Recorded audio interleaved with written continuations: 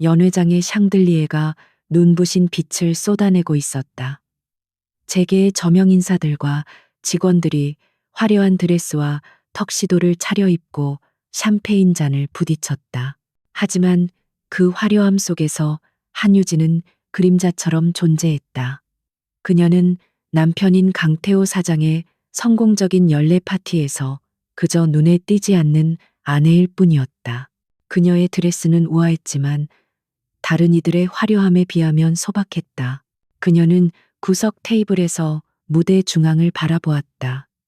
강태호, 그녀의 남편이자 이 회사의 CEO, 그는 자신감 넘치는 목소리로 연설을 하고 있었고 그 옆에는 비서 박소라가 그림자처럼 붙어 있었다.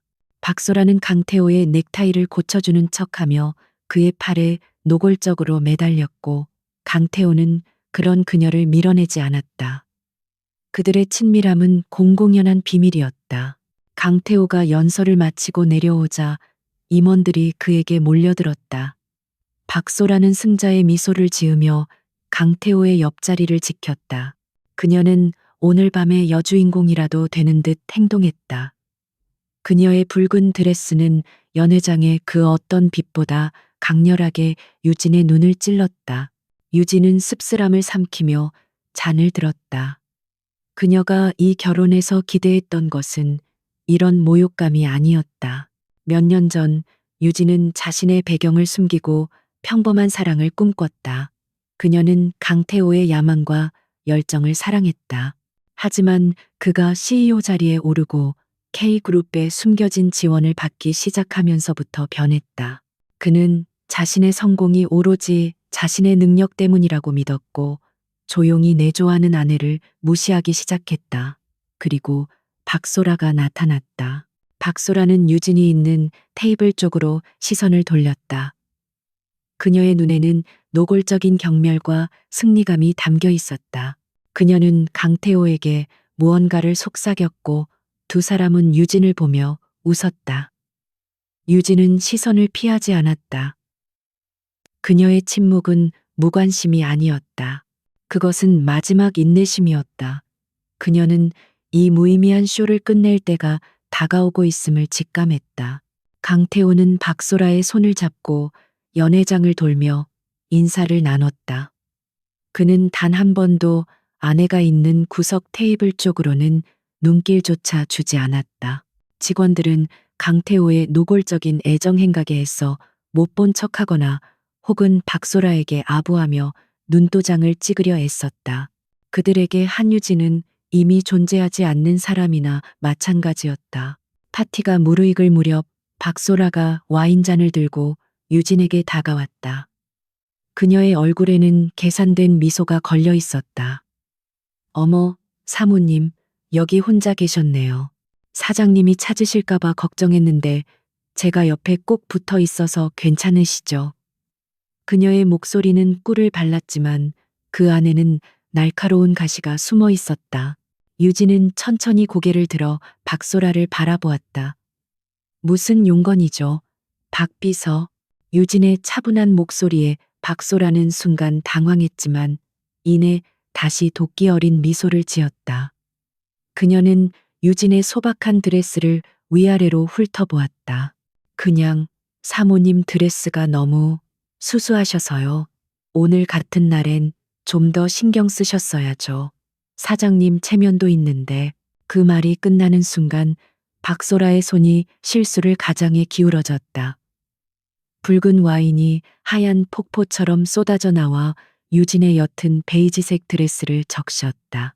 차가운 액체가 살갗에 닿는 감촉과 함께 연회장의 음악 소리가 잠시 멎는 듯했다. 주변의 시선이 일제히 두 사람에게로 향했다. 박소라는 과장된 몸짓으로 입을 가렸다. 어머나, 어떡해. 죄송해요, 사모님. 제가 손이 미끄러져서. 하지만 이 드레스 어차피 비싼 것도 아닌 것 같은데 괜찮죠? 그녀는 걱정하는 표정을 지었지만 그 눈은 명백히 웃고 있었다. 이것은 명백한 도발이었다. 유진을 이 자리에서 끌어내리고 자신이 강태호의 옆자리에 합당함을 증명하려는 쇼였다. 유진은 천천히 자리에서 일어났다. 그녀는 드레스에 묻은 와인을 닦아내려 하지 않았다. 대신 그녀는 얼룩진 드레스보다 더 차가운 눈빛으로 박소라를 응시했다. 연회장의 모든 소음이 사라지고 오직 두 사람의 대치만이 남았다.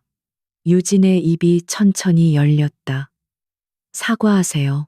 그녀의 목소리는 크지 않았지만 연회장을 울릴 만큼 단호했다. 박소라의 웃음기가 사라진 얼굴이 굳어졌다. 네, 뭐라고요? 그녀는 유진이 이렇게 나올 줄은 예상하지 못했다. 그녀가 알던 한유진은 언제나 모든 것을 참고 넘어가는 순종적인 여자였다. 실수든 고의든 당신은 내게 무례를 범했어요.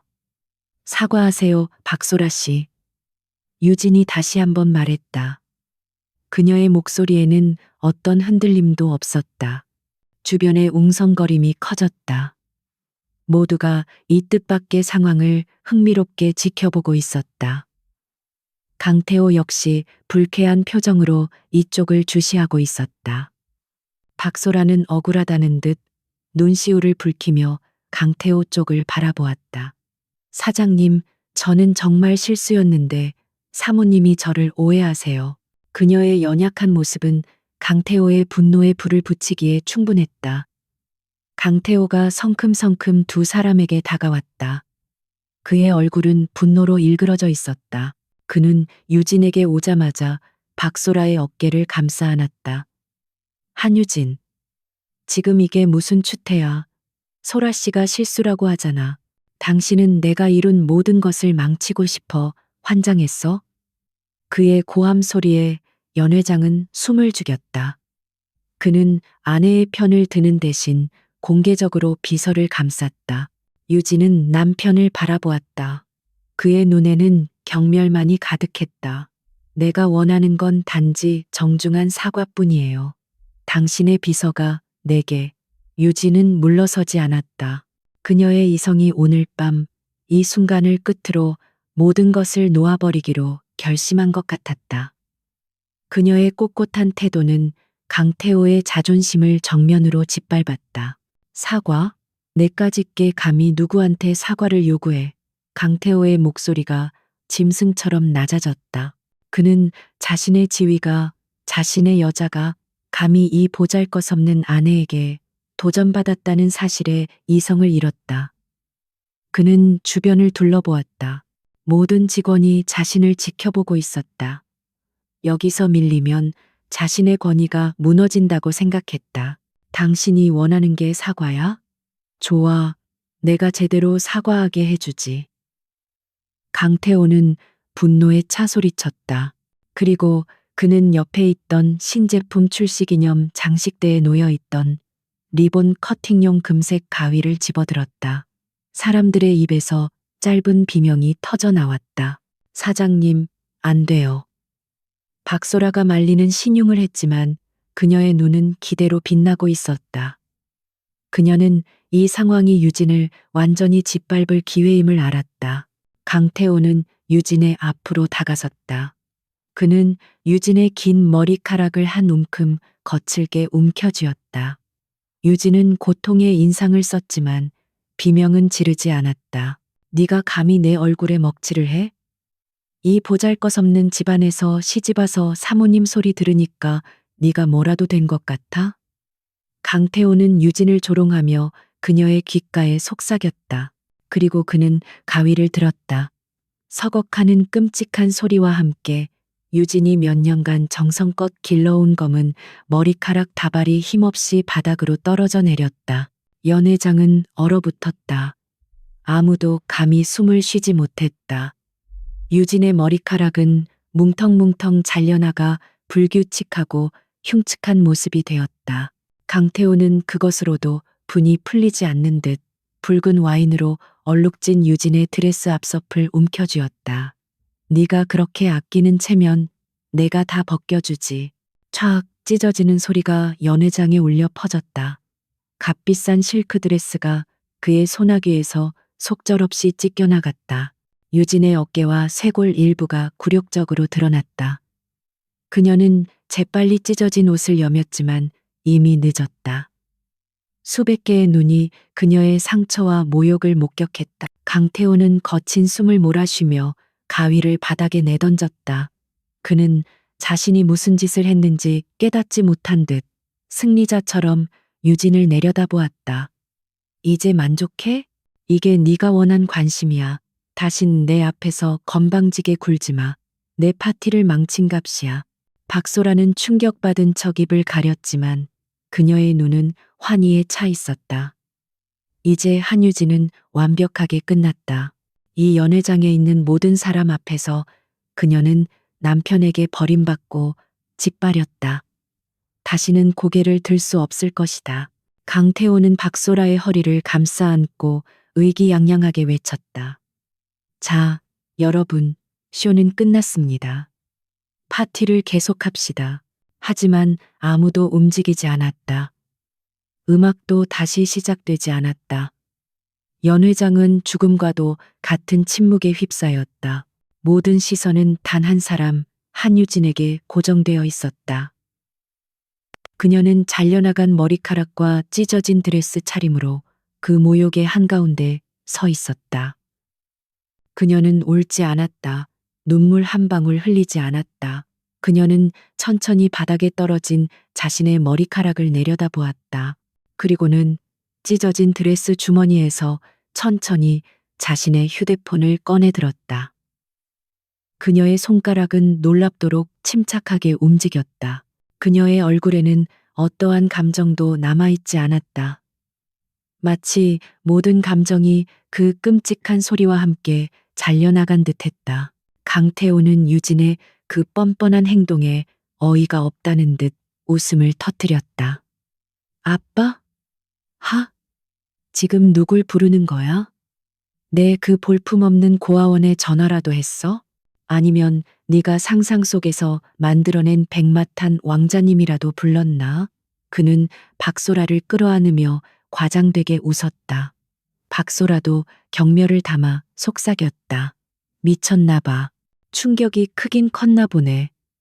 사장님, 이제 저 여자 병원에 보내야 하는 거 아니에요? 그들의 조롱에도 유진은 미동도 하지 않았다. 그녀는 그저 연회장 입구를 바라보았다. 그 시선은 너무나도 확고해서 마치 그곳에서 누군가가 나타날 것이라는 것을 의심조차 하지 않는 듯했다. 연회장의 시간은 멈춘 듯했다.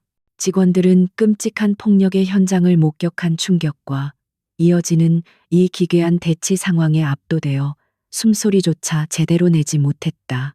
1분이 흘렀다. 아무 일도 일어나지 않았다. 강태호의 얼굴에 다시 오만함이 차올랐다. 그는 유진의 마지막 발악이 그저 허세였다고 결론지었다. 뭐야, 시시하게. 내 아빠가 안 오시나 본데? 하긴, 올 사람이 있어야 오지. 그는 손뼉을 쳤다. 자자, 여러분. 불미스러운 일이 있었습니다만 파티는 계속되어야죠. 음악 틀어. 하지만 오케스트라는 움직이지 않았다. 지휘자는 굳은 채 서 있었고 연주자들은 악기를 든 손을 떨고 있었다. 그 누구도 이 살얼음판 같은 분위기를 깰 용기가 없었다. 강태호의 미간이 좁혀졌다. 감히 자신의 명령을 거역하는가. 당장 음악을. 그가 다시 소리치려던 순간이었다. 2분이 흘렀다. 3분이 흘렀다. 유진은 여전히 그 자리에 서 있었다. 잘린 머리카락이 그녀의 어깨를 덮었고 찢어진 드레스 사이로 드러난 하얀 피부는 그녀의 차가운 분노와 대조되어 더욱 처연해 보였다. 그러나 그녀의 눈빛은 흔들리지 않았다. 그 고요함이 오히려 연회장에 모인 수백 명의 사람들을 짓눌렀다. 4분이 흘렀다. 강태호도 더 이상 웃지 않았다. 유진의 저 알 수 없는 침착함이 그의 신경을 긁기 시작했다. 그는 초조하게 넥타이를 풀었다. 박소라 역시 불안한 듯 그의 팔을 더욱 세게 붙잡았다.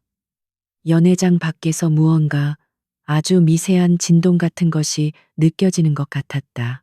혹은 그저 이 끔찍한 침묵이 만들어낸 환청일지도 몰랐다. 그리고 정확히 5분이 되는 순간 쿵, 육중한 소리가 건물을 울렸다. 샹들리에의 크리스털이 부딪히며 소름 끼치는 소리를 냈다. 사람들의 시선이 모두 소리가 난 곳 연회장의 이중으로 된 거대한 참나무 문으로 향했다. 쿵, 쿵. 그것은 노크 소리가 아니었다. 무언가로 문을 부수려는 듯한 소리였다. 그리고 마침내 쾅 하는 굉음과 함께 육중한 문 두 짝이 경첩에서 뜯겨져 나가듯 안쪽으로 활짝 열렸다. 아니, 열린 것이 아니었다. 양쪽에서 누군가에 의해 강제로 뜯겨져 나갔다. 문이 열린 자리에 어둠이 아닌 완벽하게 통제된 질서가 서 있었다. 줄지어 들어서는 검은 정장의 남자들. 그들은 두 줄로 갈라져 연회장 안으로 진입했다. 한치의 오차도 없는 걸음걸이, 완벽하게 통일된 움직임. 그들은 일반적인 경호원들이 아니었다. 그들의 눈빛은 살기마저 감돌았고 정장 안쪽으로 단단한 근육과 무언가 차가운 것이 숨겨져 있음을 짐작게 했다. 그들은 들어오자마자 순식간에 연회장을 장악했다.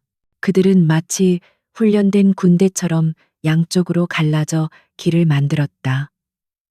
직원들은 비명을 지르며 뒤로 물러났고 그들이 만든 길은 정확히 한유진이 서 있는 곳을 향했다. 50명, 정확히 50명의 검은 정장의 남자들이 연회장 벽을 따라 도열하며 모든 출입구를 봉쇄했다. 그들의 가슴에는 검은 용이 새겨진 작은 배지가 달려 있었다. 흑룡단, 해롱뒤, K그룹 회장 직속, 대한민국 최강의 사설 경호팀이었다. 연회장은 이제 공포로 물들었다. 몇몇 사람들은 흑룡단의 악명 높은 존재를 알고 있었다. 그들은 K그룹의 적들을 처리하는 그림자 부대였다. 그들이 나타났다는 것은 이 자리에 K그룹의 심기를 거스른 무언가가 있다는 뜻이었다. 강태호 역시 얼굴이 하얗게 질렸다. KG그룹. 왜 그들이 여기에? 자신의 회사가 K그룹의 지원을 받고 있긴 하지만 이런 식으로 그들의 무력을 직접 본 적은 없었다. 그리고 50명의 흑룡단이 만든 길의 끝, 열린 문틈으로 또각거리는 구두 소리가 울려 퍼졌다. 소리는 크지 않았지만 연회장의 모든 소음을 잠재울 만큼 위압적이었다. 한 남자가 어둠 속에서 빛 속으로 걸어 들어왔다. 그는 60대 초반으로 보였지만 그 어떤 젊은이보다도 꼿꼿한 자세를 하고 있었다. 그의 맞춤 제작된 회색 정장에는 한치의 주름도 없었다. 은백색으로 센 머리카락은 완벽하게 뒤로 넘겨져 있었고 그의 눈은 깊고 차가운 바다 같았다. 그는 그저 걸어 들어오는 것만으로도 공간의 온도를 몇 도는 낮추는 듯했다. 그가 모습을 드러내자 연회장에 있던 재계 인사들 몇몇의 입에서 억눌린 비명이 터져 나왔다. 회장님? 한대륙. 회장님? 말도 안 돼. K그룹의 총수 한대륙이 왜 여기에? 그들은 자신의 눈을 의심했다. 대한민국 경제의 제왕, 언론에조차 모습을 거의 드러내지 않는 은둔의 경영자. 그가 왜 이런 중소기업의 연회장에, 그것도 흑룡단을 이끌고 나타났단 말인가. 강태호는 그 얼굴을 알아보는 순간 다리가 풀려 주저앉을 뻔했다. 한대륙. 그는 TV와 잡지 표지에서만 보던 전설적인 인물이었다. 자신의 장인이 되어줄 뻔했던, 하지만 유진의 보잘것없는 집안 때문에 무산되었다고 생각했던 바로 그 이름. 하지만 그럴 리가 없었다. 한유진은 고아 출신의 평범한 여자였다. 박소라 역시 본능적인 공포에 휩싸였다. 그녀는 강태호의 뒤로 숨으려 했지만 이미 흑룡단 2명이 그녀의 양팔을 붙잡아 꼼짝 못하게 만들었다. 그녀는 비명을 질렀지만 아무도 그녀를 신경 쓰지 않았다. 한대륙 회장은 그 누구에게도 눈길을 주지 않았다. 그의 시선은 오직 한 곳 모욕의 중심에 서 있는 딸 한유진에게 고정되어 있었다. 그는 유진의 엉망이 된 머리카락과 찢어진 드레스, 그리고 그녀의 텅 빈 듯한 눈을 보았다. 그의 얼굴은 감정을 읽을 수 없을 만큼 굳어 있었지만 그의 주변 공기는 사리로 얼어붙을 지경이었다. 그는 천천히 유진을 향해 걸어갔다. 50명의 흑룡단이 그의 뒤를 따르는 듯 했지만 그들은 그 자리에 멈춰 서서 완벽한 벽을 만들었다. 한대륙이 유진의 바로 앞에 멈춰 섰다. 그 거대한 연회장에서 이제 모든 시선은 아버지와 딸 두 사람에게만 집중되었다. 강태호는 그제야 모든 조각이 맞춰지는 것을 깨달았다. 한유진, 한대륙. 그가 그토록 무시하고 경멸했던 아내, K그룹의 유일한 상속녀. 그가 지금까지 누려온 모든 것, 그의 회사, 그의 성공이 모두 이 여자의 배경 덕분이었다는 것을. 그리고 자신은 방금 그 모든 것의 주인을 공개적으로 짓밟고 모욕했다는 것을. 그의 온몸이 사시나무 떨듯 떨리기 시작했다. 한대륙 회장은 말이 없었다. 그의 시선은 딸의 잘린 머리카락, 찢어진 드레스, 그리고 그 모든 모욕을 묵묵히 견뎌낸 공허한 눈동자에 머물러 있었다. 연 회장은 거대한 무덤처럼 조용했다. 수백 명의 하객들은 자신들이 방금 무슨 짓을 방관했는지, 그리고 지금 자신들 앞에 선 남자가 누구인지를 깨닫고 공포에 질려 있었다. 한대륙은 천천히 자신의 완벽하게 각 잡힌 회색 정장 재킷을 벗었다. 값비싼 원단이 부드럽게 미끄러지는 소리만이 유일하게 들리는 소리였다. 그는 그 재킷을 유진의 어깨 위에 덮어주었다. 찢어진 드레스와 굴욕적으로 드러난 어깨가 아버지의 따뜻한 체온이 남은 재킷 아래로 감춰졌다. 그 단순한 행동에는 천마디의 위로와 만마디의 분노가 담겨 있었다. 유진은 그때까지도 미동조차 없던 눈을 들어 아버지를 보았다. 그녀의 눈동자가 아주 미세하게 흔들렸다. 한대륙은 딸의 어깨를 가볍게 쥐었다. 괜찮다는, 이제 모든 것이 끝났다는 무언의 신호였다. 그리고 그는 돌아섰다. 그의 시선이 처음으로 강태호와 박소라에게 향했다. 그것은 경멸이나 분노를 넘어선 마치 벌레를 보는 듯한 차가운 시선이었다. 그는 흑룡단의 지휘관으로 보이는 남자에게 아주 작게 고개를 끄덕였다. 그 신호가 떨어지기 무섭게 흑룡단 대원들이 움직였다. 그들의 움직임은 소리 없는 표범과 같았다. 두 명의 대원이 강태호에게 달려들었다. 강태호는 공포에 질려 뒷걸음질 치려 했지만 이미 양팔이 붙잡혀 무릎을 꿇려졌다. 그는 비명조차 제대로 지르지 못했다. 그의 오만했던 얼굴은 하얗게 질려 땀으로 범벅이 되었다. 그는 그제야 자신이 무슨 짓을 저질렀는지, 자신이 건드린 것이 무엇인지 처절하게 깨달았다. 회장님, 장인어른, 오해입니다. 유진아, 말 좀 해봐. 이건 다 오해라고. 강태호는 비굴하게 울부짖으며 유진을 불렀다. 하지만 유진은 그에게 눈길조차 주지 않았다. 그녀의 시선은 바닥에 떨어진 자신의 머리카락에 고정되어 있었다. 다른 두 명의 대원은 박소라를 제압했다. 그녀는 날카롭게 비명을 지르며 발버둥 쳤다. 꺄악, 이거나, 뭔데 이래. 사장님, 나 좀 구해줘요. 하지만 그녀의 비명은 곧 흑룡단 대원의 거친 손에 의해 입이 막히며 잦아들었다. 그녀의 화려했던 붉은 드레스가 꼴사납게 구겨졌다. 연 회장은 이제 완벽하게 한대륙의 통제하에 들어갔다. 그는 무릎 꿇린 강태호 앞으로 천천히 걸어갔다. 강태호는 고개를 들지 못하고 바닥만 보며 사시나무 떨듯 떨었다. 한대륙은 그를 내려다보며 입을 열었다. 그의 목소리는 낮고 조용했지만 마이크를 쓴 것처럼 연회장 전체에 울려 퍼졌다. 나는 K그룹 회장 한대륙이다. 그는 이미 모두가 아는 사실을 확인시켰다. 그리고 그는 강태호를 손가락으로 가리켰다. 강태호, 이 시간부로 너는 JQ 건설 대표 이사직에서 해임한다. 그것은 통보였다. 반박의 여지가 없는 선고였다. 강태호는 고개를 번쩍 들었다. 해임이라니요, 회장님, 그럴 순 없습니다. 이 회사는 내 것이라고? 한대륙이 그의 말을 잘랐다. 이 회사는 K그룹의 100% 자회사다. 내가 너에게 잠시 맡긴 장난감에 불과해. 그걸 모른 채 감히 내 딸을 K그룹의 유일한 후계자를 건드렸어. K그룹의 후계자. 그 말이 연 회장의 폭탄처럼 터졌다. 직원들은 경악을 금치 못했다. 그들이 그토록 무시하고 멸시했던 사모님이 대한민국 최고 재벌의 외동딸이었다니. 그들은 자신들의 어리석음과 비겁함에 몸을 떨었다. 강태호의 눈은 절망으로 완전히 빛을 잃었다. 한대륙은 말을 이었다. 너의 모든 자산을 동결한다. 개인 자산은 물론 차명으로 숨겨둔 것까지 전부 K그룹의 법무팀과 감사팀이 이미 움직였다. 넌 단 1원도 가져가지 못해. 그는 시선을 돌려 끌려가기 직전인 박소라를 보았다.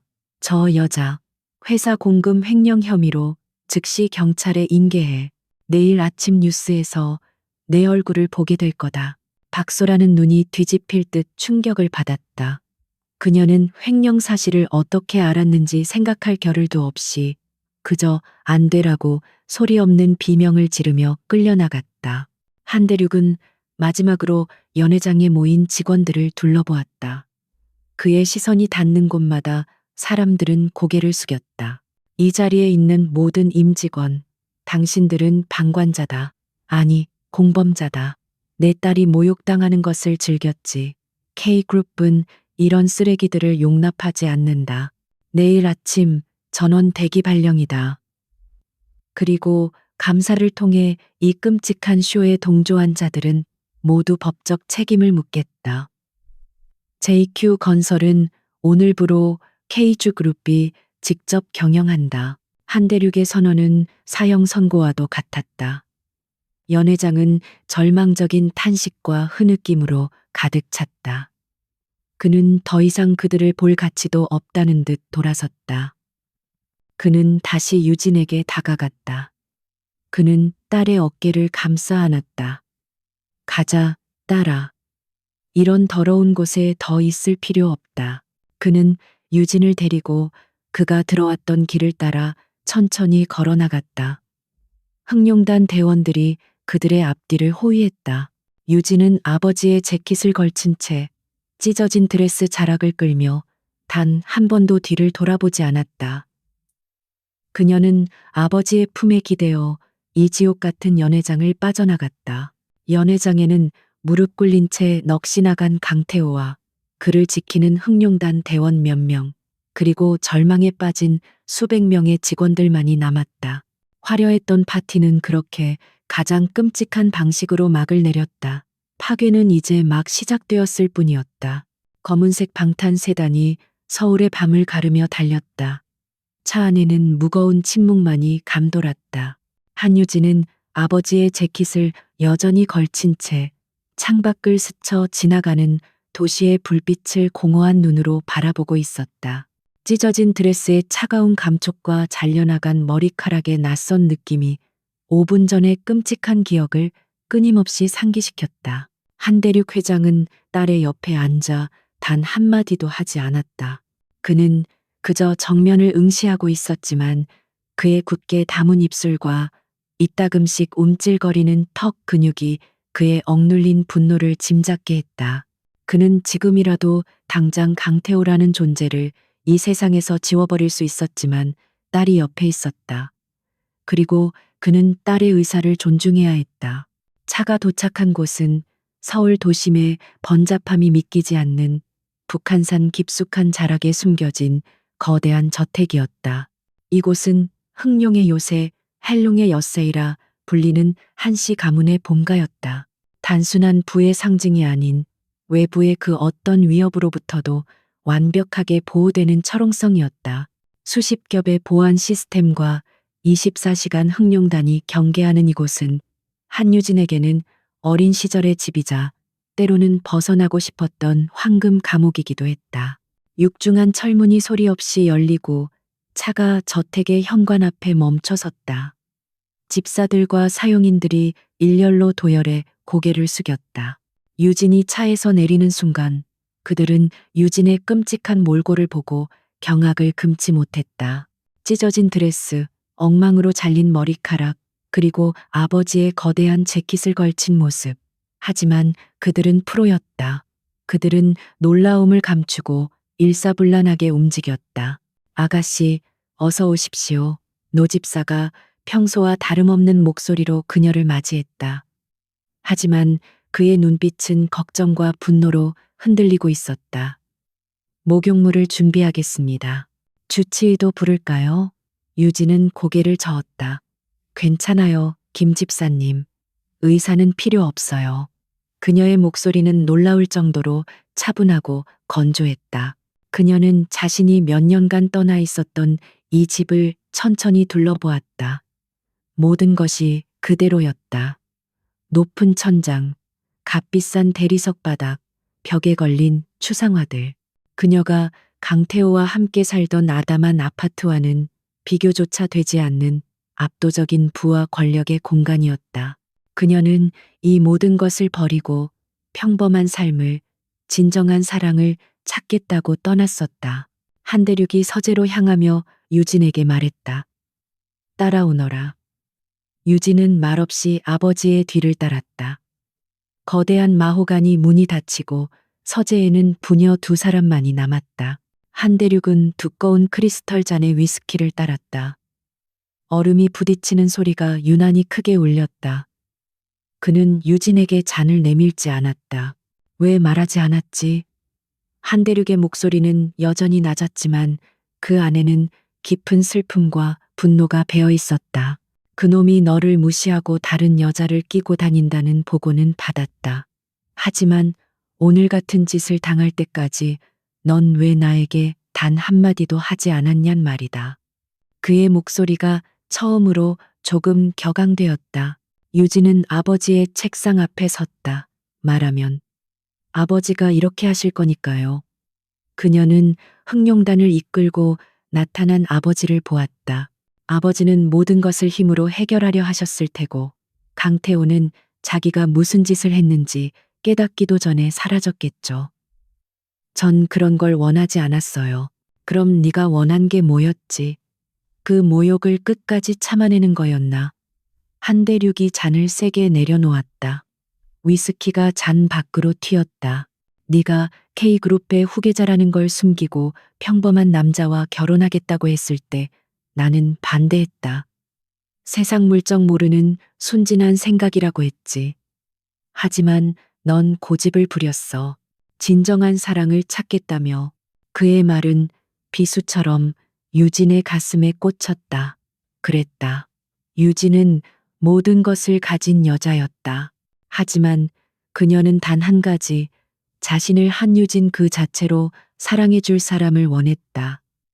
K그룹의 딸이라는 꼬리표가 아닌 그녀는 유학 시절 만난 평범한 학생인 척했던 강태호의 야망과 열정을 사랑했다.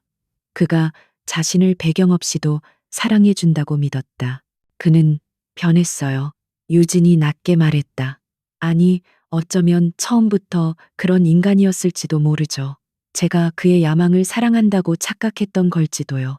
저는 제 힘이 아니라 남편을 성공시키는 내조를 통해 제 가치를 증명하고 싶었어요. 그와 함께 바닥부터 무언가를 이뤄내고 싶었어요. 그게 얼마나 어리석은 생각이었는지 오늘 깨달았네요. 그녀는 강태호가 CEO가 된 후 어떻게 변해갔는지 떠올렸다. 그는 유진의 조언을 귀찮아했고 유진의 능력을 질투했다. 그는 유진이 자신의 성공의 걸림돌이 된다고 여겼다. 유진이 그저 고아 출신의 운 좋은 여자라고 믿었기에 그는 그녀를 함부로 대했다. 그리고 박소라는 그 틈을 파고들었다. 제가 바보 같았죠. 아빠. 유진은 처음으로 아버지를 보며 희미하게 웃었다. 그 웃음은 너무나도 슬퍼서 한대륙의 가슴을 더욱 아프게 했다. 저는 제 인내심이 그를 바꿀 수 있다고 믿었어요. 제 사랑이 그를 돌아오게 할 수 있다고 믿었어요. 하지만 오늘 밤 그가 내 머리카락을 자르는 순간, 내 옷을 찢는 순간, 제 안에 있던 마지막 미련도 함께 잘려나가고 찢겨나갔어요. 그녀는 찢어진 드레스 자락을 움켜쥐었다. 더 이상 인내하지 않아요. 더 이상 사랑을 갈구하지도 않아요. 저는 제 모든 것을 걸었던 결혼 생활을 제 손으로 청산할 거예요. 그녀의 눈빛이 변해 있었다. 연회장에서의 공허함은 사라지고 차가운 결의와 강철 같은 의지가 그 자리를 대신했다. 유진은 차가운 눈으로 자신을 내려다보는 강태호와 그에게부터 등에 양양하게 웃는 박소라를 올려다보았다. 그녀의 눈빛은 더 이상 상처받은 아내의 것이 아니었다. 그것은 모든 것을 잃은 자의 공허함도 복수를 다짐하는 자의 분노도 아니었다. 그것은 절대적인 냉정함이었다. 마치 방아쇠를 당기기 직전의 암살자처럼 그녀는 단축번호 1번을 길게 눌렀다. 통화 연결음이 채 2번도 울리기 전에 상대방이 전화를 받았다. 유진의 입술이 아주 미세하게 열렸다. 아빠, 그 한 단어. 그것은 애처로운 딸의 구조 요청이 아니었다. 그것은 봉인을 해제하는 주문이었고 지옥의 문을 여는 신호였다. 그녀는 즉시 통화를 끊었다. 전화를 받는데 1초, 그녀가 말하는데 1초, 전화를 끊는데 1초. 모든 것이 3초 안에 일어났다. 무엇을 원하느냐? 한대륙이 물었다. 그의 목소리는 다시 K그룹 총수의 냉정함을 되찾았다. 네가 원한다면 강태호는 내일 아침 해를 보지 못할 거다. 그와 관련된 모든 것을 대한민국에서 지워버릴 수 있다. 유진은 고개를 저었다. 아니요, 아빠. 그렇게 쉽게 끝내지 마세요. 그건 자비예요. 강태호는 자신이 가진 모든 것이 얼마나 허무하게 무너지는지 두 눈으로 똑똑히 봐야 해요. 박소라는 자신이 탐냈던 그 화려함이 어떻게 자신을 지옥으로 끌고 가는지 경험해야 해요. 그녀는 아버지의 책상으로 다가가 펜과 종이를 집어들었다. 그녀의 손이 빠르게 움직였다. 우선 강태호의 모든 자금을 막아주세요. 하지만 바로 파산시키진 마세요. 그가 돈을 구하러 비굴하게 기어다니는 모습을 보고 싶어요. 둘째, JQ 건설의 모든 비리 자료가 필요해요. 제가 몇 년간 모아둔 게 있지만 아버지의 힘이 필요해요. 그가 얼마나 썩었는지 세상에 알려야죠. 그녀는 숨을 고르고 계속 말했다. 그리고 박소라, 그녀가 횡령한 내역 전부 언론에 터뜨리세요. 가장 추악하고 자극적으로요. 그녀가 그토록 원했던 유명세를 선물해줘야죠. 마지막으로 유진은 잠시 멈췄다. 그녀는 서재의 거울에 비친 자신의 흉측한 모습을 보았다. 김 집사님께 연락해서 제 전담 헤어 디자이너와 스타일리스트를 지금 당장 이곳으로 부르세요. 한대륙이 의아한 표정으로 딸을 보았다. 이런 흉한 모습으로 그들 앞에 다시 서고 싶지 않아요. 유진의 입가에 차가운 미소가 걸렸다. 내일 아침 저는 한유진으로 JQ 건설의 새로운 주인으로 돌아갈 거예요. 한대륙은 딸의 그 모습에서 자신의 젊은 시절을 보았다. 지독한 결단력, 그리고 적에게는 한치의 자비도 없는 냉혹함. 그는 조용히 고개를 끄덕였다. 알겠다. 네가 원하는 대로 해라. 흥룡단과 K그룹의 모든 자원을 네게 주겠다. 네가 K그룹의 상속녀로서 첫 번째 전쟁을 시작하는 것을 막지 않겠다. 그는 수화기를 들고 비서실에 명령을 내리기 시작했다. 그날 밤 흥룡의 요새는 잠들지 않았다. 대한민국 최고의 헤어 디자이너와 스타일리스트가 한밤중에 긴급히 호출되었다. 유진은 욕실에서 찢어진 드레스를 벗어 던지고 지난 몇 년간의 미련을 물에 씻어내렸다.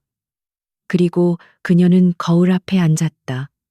아주 짧게, 당장이라도 전쟁터에 나갈 수 있을 것처럼.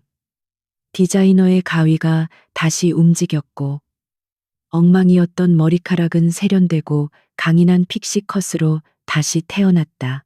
새벽이 밝아올 무렵 거울 앞에는 완전히 다른 여자가 서 있었다. 눈물 많은 아내 한유진은 죽었다. 그곳에는 K그룹의 후계자, 차가운 분노로 무장한 여전사 한유진이 서 있을 뿐이었다. 다음 날 새벽, 강태호는 차가운 아스팔트 바닥에서 눈을 떴다.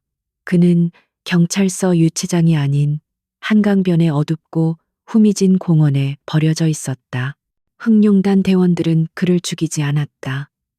그들은 그저 그의 오만함의 대가를 몸에 새겨주었을 뿐이다. 온몸이 부서질 듯한 고통에 신음하며 겨우 몸을 일으켰다. 그의 값비싼 턱시도는 흙과 피로 얼룩져 넝마 조각이 되어 있었다. 젠장, 젠장. 그는 고통보다 더 큰 혼란과 분노에 휩싸였다. 한대륙, 한유진. 그 모든 것이 현실이라고 믿기지 않았다.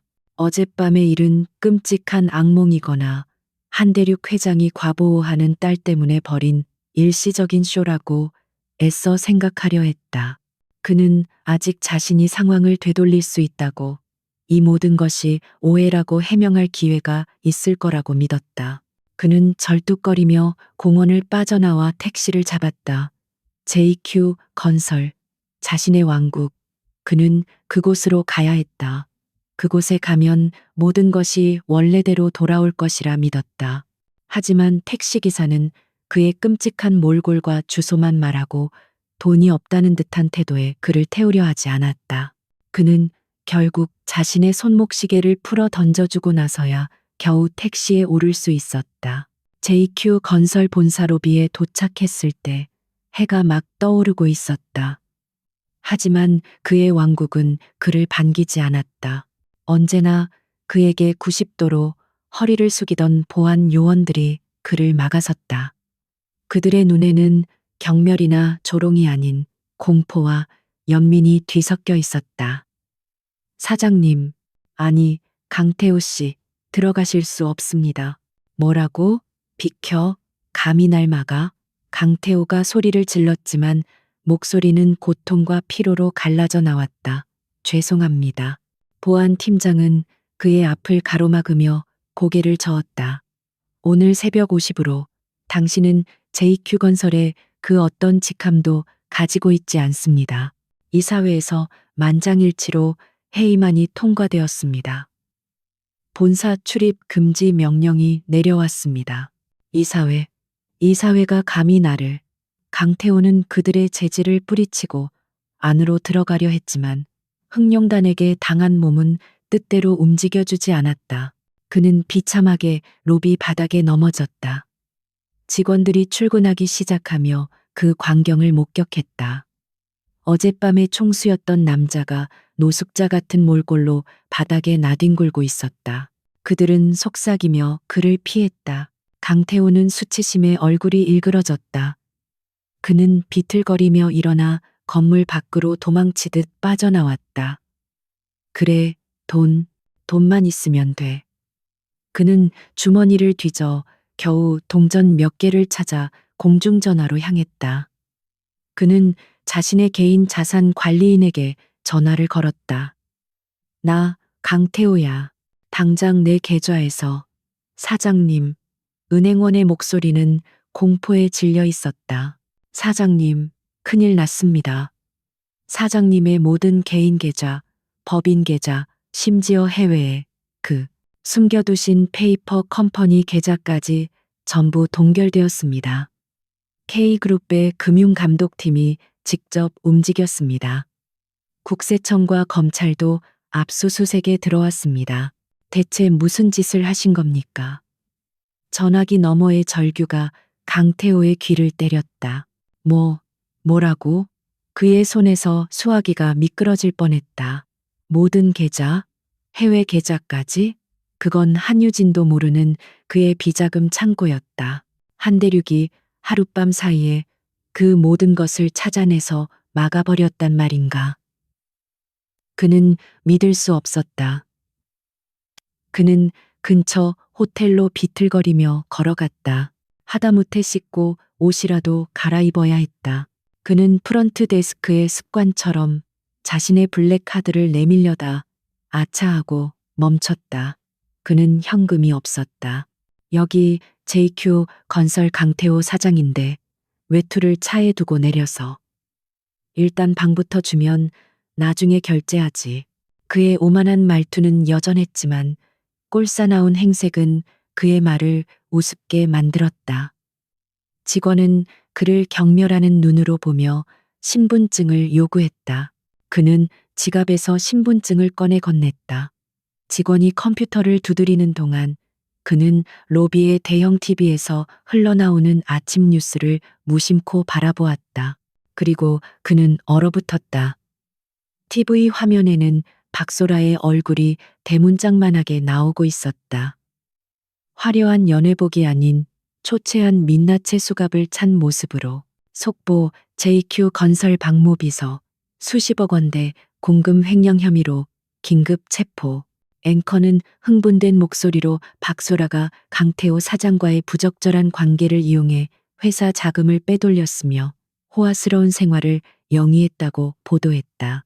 화면에는 그녀의 SNS 사진들과 그녀가 횡령한 돈으로 구입한 명품백, 슈퍼카들이 증거 자료로 제시되었다. 강태호는 말조차 잊지 못했다. 박소라의 횡령?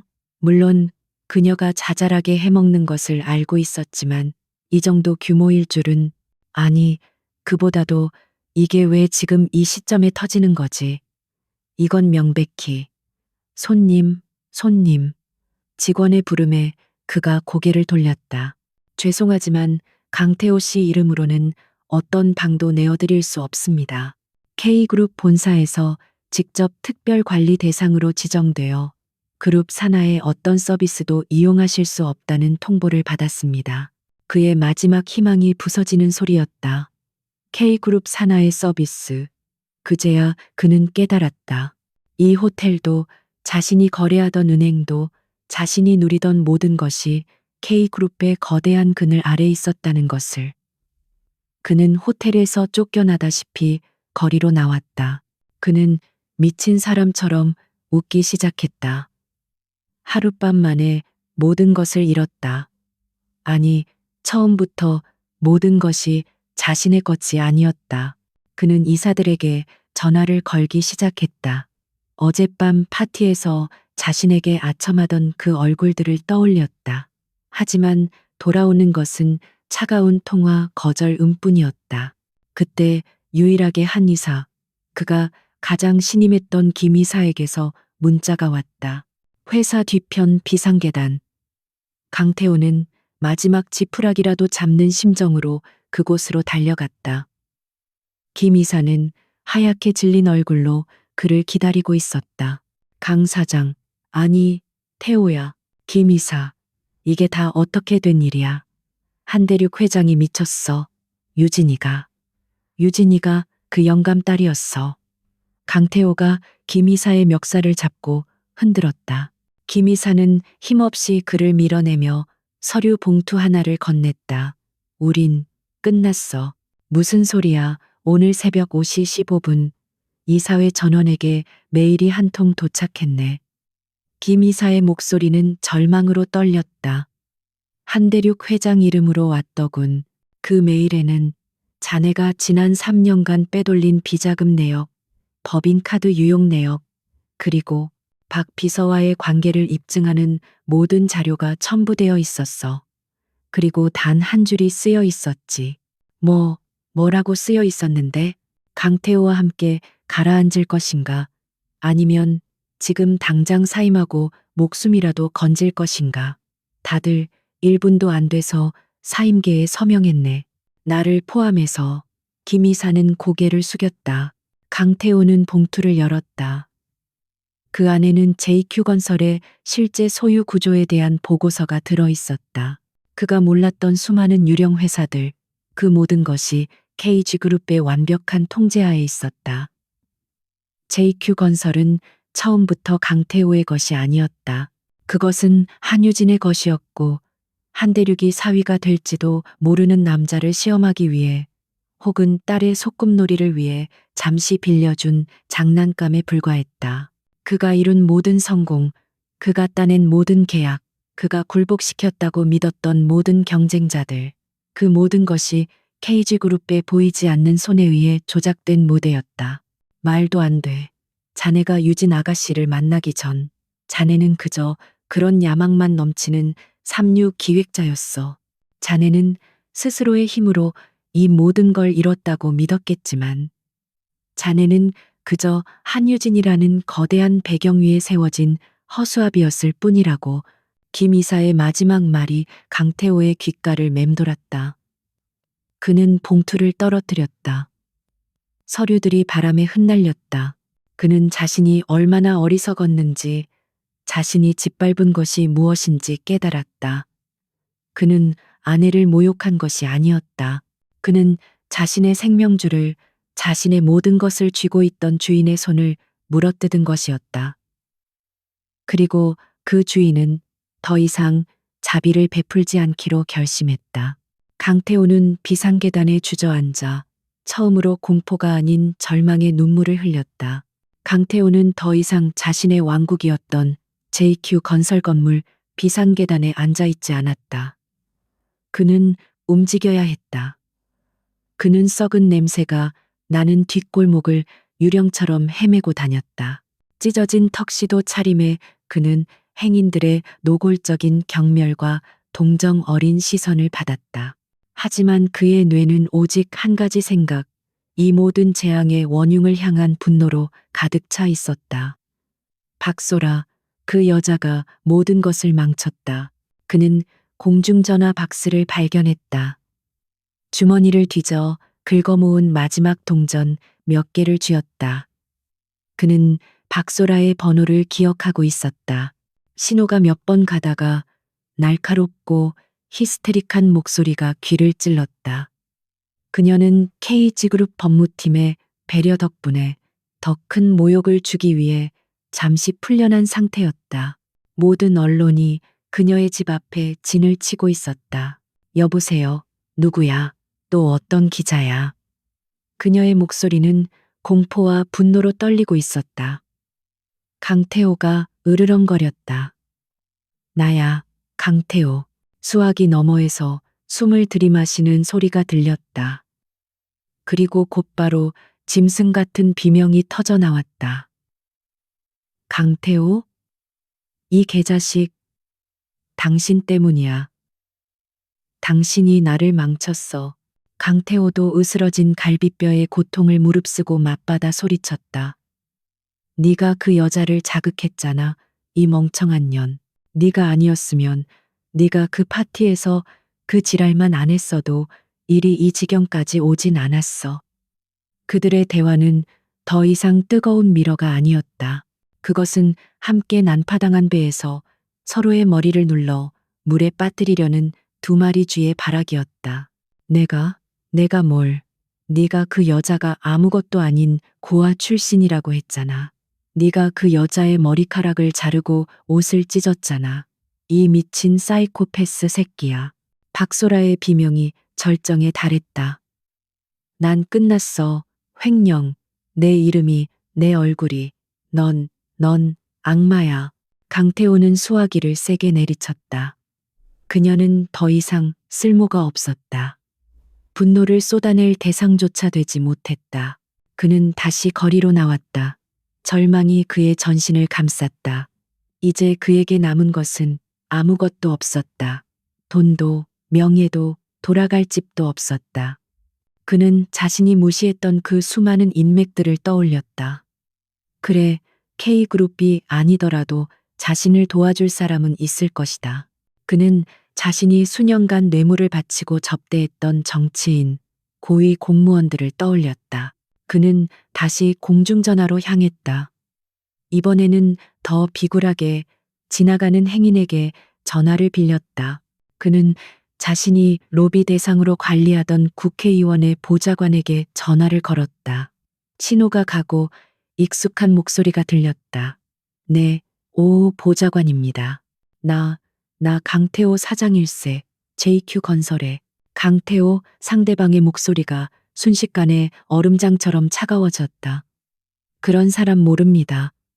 잘못 거셨습니다. 찰칵. 전화는 끊겼다. 강태호는 망연자실했다. 그는 다시 다른 번호를 눌렀다. 어젯밤까지만 해도 형님, 동생 하던 경쟁사 CEO였다. 여보세요? 박 사장. 나야, 강태호. 지금 상황이 좀, 강 사장. 미안하네. 나 지금 바빠서 회의 중이야. 다음에 통화하세. 상대방은 그의 말이 끝나기도 전에 전화를 끊어버렸다. 다음에라는 말은 영원히 오지 않을 시간이었다. 몇 번의 시도가 더 이어졌다. 하지만 결과는 같았다. 어떤 이는 그를 모른다고 했고, 어떤 이는 아예 전화를 받지 않았으며, 어떤 이는 노골적으로 당신 지금 한대륙 회장에게 찍혔어. 당신은 독이야. 다신 나한테 연락하지 마라고 소리치며 전화를 끊었다. 그제야 강태호는 깨달았다. 한대륙이 자신을 경제적으로만 파산시킨 것이 아니었다. 그는 강태호라는 존재를 사회적으로 말살시켰다. 그는 이제 대한민국 상류 사회에서 존재해서는 안 되는 이름, 닿기만 해도 함께 파멸하는 불가촉 천민이 되어버렸다. 그의 몰락 소식은 하룻밤 사이에 그가 속한 세계 전체로 퍼져나갔다. 그의 마지막 희망은 그의 가족이었다. 그들은 항상 그의 성공을 자랑스러워했고 그의 돈으로 호의호식하며 거만하게 굴었다. 그는 자신의 부모님 집으로 향했다. 비에 젖은 생쥐골로 몇 시간을 걸어 도착한 그곳은 이미 아수라장이 되어 있었다. 아니, 이게 무슨 소리여. 우리 아들 카드가 왜 정지가 돼. 그의 어머니가 전화기에 대고 소리를 지르고 있었다. 그의 아버지, 강 회장이라 불리길 좋아했던 남자는 골프클럽 회원권이 취소되었다는 통보를 받고 망연자실해 있었다. 그들은 강태호의 넝마 같은 모습을 보고 경악했다. 태호야, 이게 무슨 꼴이냐. 그리고 은행에서 전화가 왔는데 우리 집이랑 상가 전부 차압이 들어온다는데 이게 무슨 소리야. 강태호의 아버지가 소리쳤다. 강태호는 힘없이 바닥에 주저앉았다. 그는 모든 것을 실토했다. 한유진. 그녀가 KG그룹 한대륙의 딸이었다는 것. 그리고 자신이 무슨 짓을 했는지 순간 정적이 흘렀다. 강태호의 어머니가 비명을 질렀다. 뭐라고? K그룹. 그녀의 얼굴이 하얗게 질렸다. 네가 감히 그런 엄청난 애를. 그렇게. 멍청한 놈. 멍청한 놈. 네가 우리 집안을 다 망쳤어. 그녀는 강태호의 등을 미친 듯이 내리쳤다. 하지만 그의 아버지는 달랐다. 그는 여전히 상황 파악을 못하고 있었다. 한대륙? 그래, K그룹 회장. 사돈이 될 뻔했군. 그는 헛기침을 했다. 이건 다 오해야. 그가 자기 딸을 아끼는 마음에 잠시 화가 난 걸 거야. 내가 가서 직접 얘기하겠네. 우리가 사돈인데 이렇게까지 할 순 없지. 강태호는 말릴 기력도 없었다. 아버지, 안 돼요. 가지 마세요. 하지만 그의 아버지는 아들의 말을 무시했다. 그는 집에 남은 가장 좋은 양복을 꺼내 입었다. 내 어미랑 동생도 준비해. 우리가 직접 가서 사과. 아니, 대화를 하고 오자. 사돈끼리 얼굴 붉힐 뭐 있나. 그들은 여전히 자신들이 KG그룹 총수와 대화가 가능한 급이라고 착각하고 있었다. 그렇게 강태호의 가족, 그의 아버지, 어머니, 그리고 그의 여동생까지 모두가 한껏 차려입고 K그룹 본사 건물로 향했다. 그들이 타던 외제차는 이미 견인되었기에 겨우 택시를 잡아 타고 도착했다. 그들은 마치 자신들이 여전히 대단한 사람이라도 되는 듯 거만한 태도를 유지하려 애썼다. 그들은 웅장한 K그룹 본사 로비로 당당하게 걸어 들어갔다. 우리는 JQ건설 강태호 사장의 가족이다. 한대륙 회장님을 뵈러 왔다. 사돈께서 기다리고 계실 테니 길을 안내해. 강태호의 아버지가 로비 데스크에 위압적으로 말했다. 데스크 직원은 감정 없는 표정으로 그들을 바라보았다. 약속이 되어 있으십니까? 약속? 사돈끼리 무슨 약속이 필요한가? 당장 연결해. 강태호의 어머니가 소리쳤다. 그녀의 목소리가 거대한 로비에 울려 퍼졌다. 사람들의 시선이 집중되었다. 그때 엘리베이터 문이 열리고 한 무리의 검은 정장 사내들이 걸어 나왔다. 어젯밤 강태호를 지옥으로 몰아넣었던 바로 그 흑룡단이었다. 그들의 등장은 로비의 공기를 순식간에 얼어붙게 만들었다. 흑룡단의 지휘관으로 보이는 남자가 강태호의 가족 앞에 멈춰섰다. 그의 눈은 감정이 없었다. 강태호 씨 가족 되십니까? 강태호의 아버지가 헛기침을 하며 말했다. 그렇다네. 내가 강태호의 아버지다. 한 회장님께서는 강씨 성을 가진 사돈을 둔 적이 없으십니다. 지휘관의 목소리는 얼음처럼 차가웠다. 강태호 가족의 얼굴이 굳어졌다. 무슨 소린가? 우리 아들이 그 댁 따님과 회장님의 유일한 따님. 한유진 아가씨께서는 어젯밤부로 강태호 씨와의 모든 관계를 정리하셨습니다. 현재 이혼 소송 및 손해배상 청구 소송이 진행 중입니다. 소송. 강태호의 어머니가 비명을 질렀다. 아니, 그래도 우리가 회장님께서 전할 말씀이 있으십니다. 지휘관이 말을 이었다. 그는 강태호의 가족을 경멸 어린 눈으로 훑어보았다. 자비를 구걸할 시간은 끝났다.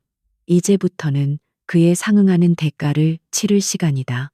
이게 무슨 회장님의 명입니다. K그룹 건물 및 모든 자산에 강태호 씨와 그 직계 가족의 접근을 금합니다.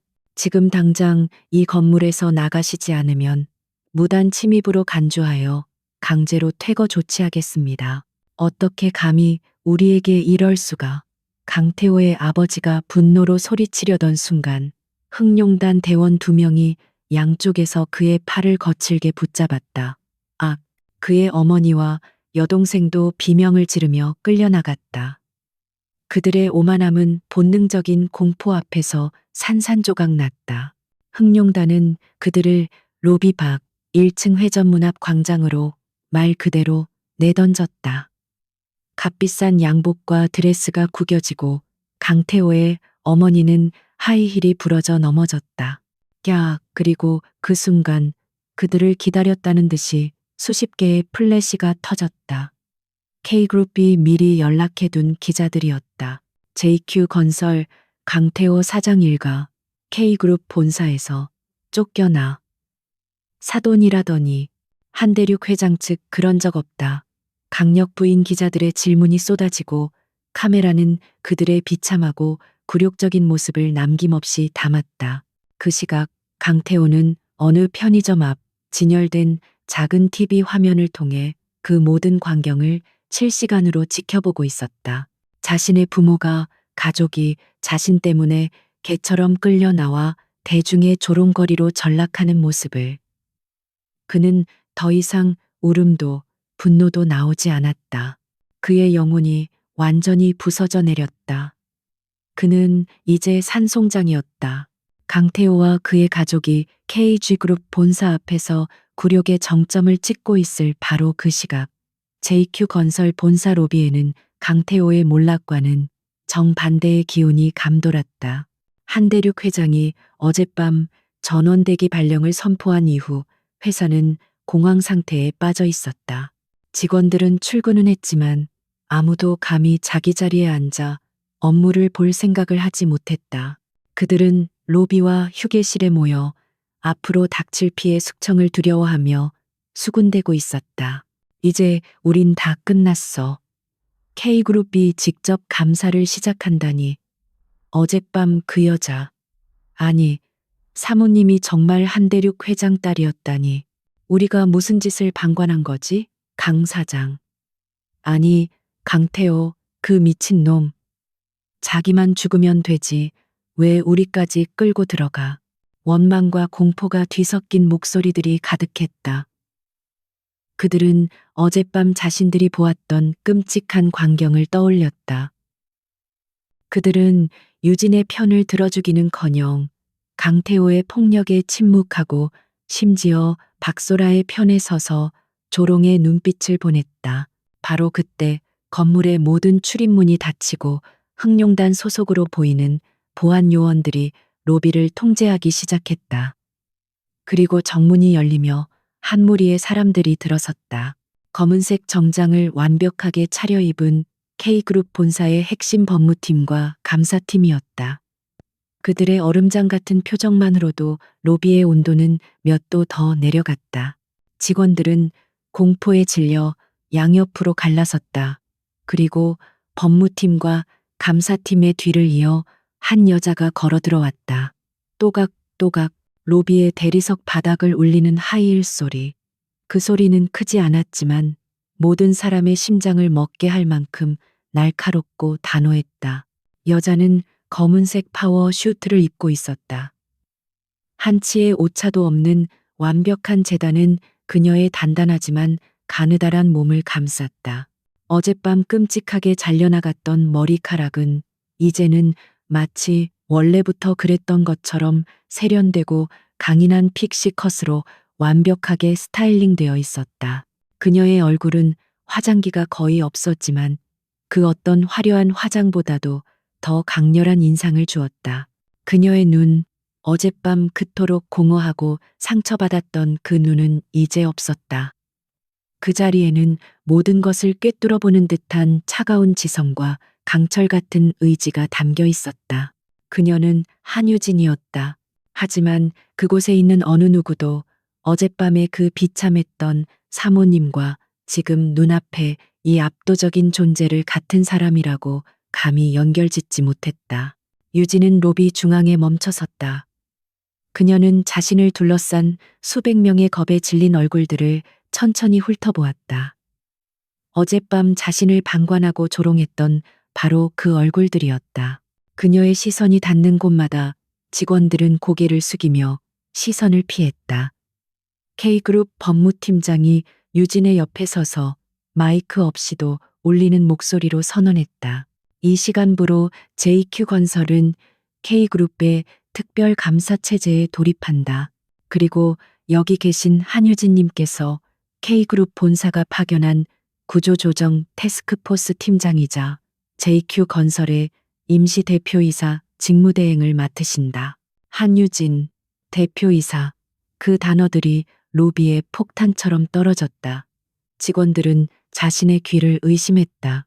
그들이 멸시했던 고아 출신이라고 믿었던 강태호의 액세서리에 불과하다고 여겼던 그 여자가 이제 그들의 생사여탈권을 쥔 최고 권력자가 되어 돌아왔다. 몇몇은 다리가 풀려 주저앉을 뻔했다. 어젯밤 박소라와 함께 유진의 드레스를 비웃었던 여직원들은 얼굴이 사색이 되었다. 강태호에게 아부하며 유진을 무시했던 임원들은 이제 자신들의 목이 내일 아침까지 붙어 있을지조차 확신할 수 없었다. 유진은 그들의 공포를 즐기지 않았다. 그녀는 그저 차갑게 사실을 받아들일 뿐이었다. 그녀는 법무팀장에게 고개를 끄덕이고 곧장 임원 전용 엘리베이터로 향했다. 그 엘리베이터는 어제까지 강태호만이 사용할 수 있었던 것이었다. 30분 후 JQ건설의 모든 부서장급 이상 임원들이 대회의실에 소집되었다. 그들은 초상집에 온 듯한 표정으로 굳어 있었다. 유진은 상석 강태호가 앉던 그 자리에 앉았다. 그녀의 앞에는 어떤 서류도 놓여 있지 않았다. 그녀는 침묵 속에서 임원들을 한 명 한 명 바라보았다. 그들은 모두 강태호의 사람들이었고 어젯밤 파티에서 가장 큰 소리로 웃으며 강태호에게 아첨했던 자들이었다. 재무 담당 이사, 법무팀장, 기획본부장, 그들은 시선을 피하며 땀을 흘렸다. 유진의 입이 천천히 열렸다. 오늘 아침 강태호 전 대표와 박소라 비서의 횡령 및 배임 혐의에 대한 고발장을 검찰에 정식으로 접수했습니다. 그녀의 목소리는 차분했지만 회의실의 공기를 얼릴 만큼 차가웠다. 하지만 그 두 사람만의 작품은 아니었겠죠. 그녀의 시선이 재무 담당 이사에게 향했다. 김 이사님, 작년 3분기 S프로젝트 건설 비용이 당초 예산보다 18% 초과되었습니다. 보고서에는 자재비 상승이라고 하셨죠. 하지만 K그룹 감사팀이 확인한 결과 자재는 가장 저렴한 중국산으로 대체되었고 그 차액 120억 원은 강 전 대표의 차명 계좌로 흘러 들어갔더군요. 김 이사의 얼굴이 하얗게 질렸다. 그건 강 대표가 지시한, 그리고 그중 10억 원이 김 이사님 아들 명의의 강남 아파트 구입 자금으로 쓰인 것도 확인했습니다. 자재비 상승을 묵인한 대가였겠죠. 유진이 말했다. 그녀는 서류 한 장 보지 않고 모든 사실을 정확하게 읊었다. 그녀의 시선이 이번에는 기획본부장에게로 향했다. 박 본부장님, Y 지구개발권 입찰. 우리는 K그룹의 지원을 받고도 경쟁사보다 500억이나 높은 금액을 써내서 간신히 따냈죠. 강 전 대표는 자신의 업적이라고 자랑했습니다. 하지만 그 500억은 경쟁사 사장에게 건네진 뒷돈이었죠. 두 사람이 짜고 입찰가를 조작해 K그룹의 자금을 빼돌린 겁니다. 그리고 박 본부장님은 그 거래의 증거를 인멸하셨고요. 대표님, 오해입니다. 저는 오해입니까? 유진이 처음으로 목소리를 살짝 높였다. 그럼 지난 3년간 강태호가 내 이름으로, 한유진 제 이름으로 기부했다며 처리한 법인카드 내역은 어떻게 설명하실 겁니까? 저는 단 한 번도 그 카드를 받거나 사용한 적이 없습니다. 그 돈은 전부 박소라의 명품백과 강태호의 유흥비로 쓰였죠. 여러분은 이 모든 것을 알고도 묵인했습니다. 강태호가 던져주는 떡고물을 받아먹으며 회의실은 숨소리조차 들리지 않았다. 임원들은 경악을 금치 못했다. 그녀가 모든 것을 알고 있었다. 강태호가 자신을 속였다고 생각했을 때, 강태호가 회사를 마음대로 주무르고 있다고 믿었을 때, 한유진은 그 모든 더러운 거래와 비리의 흐름을 정확하게 파악하고 있었다. 그녀는 그저 순진한 아내가 아니었다. 그녀는 남편의 회사를, 아니, 자신의 회사를 그림자 속에서 감시하고 있었다. 사실이었다. 유진은 K그룹의 딸이라는 것을 숨겼지만 그녀는 평생 후계자 교육을 받은 천재였다. 그녀는 강태호의 회사를 돕는다는 명분으로 재무제표와 모든 계약서를 검토해왔다. 그녀는 남편의 성공을 위해 조용히 뒤에서 모든 위험을 관리하고 있었다. 하지만 그녀의 조언은 잔소리가 되었고 그녀의 능력은 강태호에게 위협이 되었다. 그리고 이제 그녀가 수년간 모아온 그 모든 지식이 강태호와 그의 공범들의 목을 조르는 가장 강력한 무기가 되었다. 유진은 자리에서 일어났다. 임원들이 공포에 질려 움찔했다. 나는 내 아버지 한대륙 회장님처럼 자비롭지 않습니다. 그녀가 차갑게 선언했다. 강태호 시대의 부역자들은 단 한 명도 용서하지 않을 겁니다. 지금 이 시간부로 이 자리에 있는 전원 해고입니다. 대표님, 한 번만 기회를. K그룹 법무팀이 밖에서 기다리고 있습니다. 여러분은 지금 즉시 업무에서 배제되며 모든 비리에 대한 법적 책임을 지게 될 겁니다. K그룹은 손해배상 청구 소송을 통해 여러분의 모든 재산을 환수할 것입니다. 유진은 넋이 나간 임원들을 뒤로 하고 회의실을 나섰다. 그녀가 지나가는 복도 사무실의 모든 직원이 자리에서 일어나 90도로 고개를 숙였다. 어젯밤의 방광과 조롱은 없었다. 오직 압도적인 능력과 권력 앞에서 느끼는 순수한 공포와 경외심만이 남아 있었다. 유진은 JQ 건설의 새로운 주인이 되었다. 그녀는 아버지의 군대가 아닌 자신의 뛰어난 지성과 수년간의 인내로 얻어낸 증거들로 적의 심장을 꿰뚫었다. 그녀의 지적인 반격은 이제 막 시작되었을 뿐이었다. 강태호의 이전 사무실, 이제는 한유진의 지휘본부가 된 그곳은 전쟁터의 작전실처럼 분주했다. 비싼 가구들은 치워지고 그 자리에는 K그룹 본사에서 파견된 최고 감사팀의 서버와 모니터들이 가득 찼다. 공기 중에는 강태호가 뿌리던 오만한 향수 냄새 대신 짙은 커피향과 기계의 열기만이 감돌았다. 한유진은 거대한 중앙 스크린 앞에 서 있었다. 그녀의 픽시 컷 헤어스타일은 그녀의 날카로운 옆모습을 더욱 돋보이게 했다. K그룹의 해결사로 불리는 감사팀의 조 팀장이 그녀에게 다급히 보고했다. 한 대표님, 해고된 임원들의 계좌 추적을 완료했습니다. 예상대로 그들은 강태호와 박소라의 횡령을 돕는 대가로 막대한 자금을 챙겼습니다. 유진은 고개를 끄덕였다. 그녀의 시선은 스크린에 복잡하게 얽힌 자금 흐름도에 고정되어 있었다. 그건 예상했던 바입니다. 강태호의 어리석은 탐욕일 뿐이죠. 내가 궁금한 건 그게 아니에요. 그녀는 화면의 한 부분을 가리켰다. 그것은 Y 지구 개발권 입찰 관련 데이터였다. 이 부분입니다. 조 팀장님. 강태호가 경쟁사보다 500억이나 높게 입찰가를 써내서 따낸 바로 그 프로젝트. 저는 처음에 그가 단순히 공을 세우고 싶어 무리수를 둔 줄 알았습니다. 하지만 K그룹의 자금이 500억이나 더 지출되었는데 그 돈이 정확히 어디로 갔죠?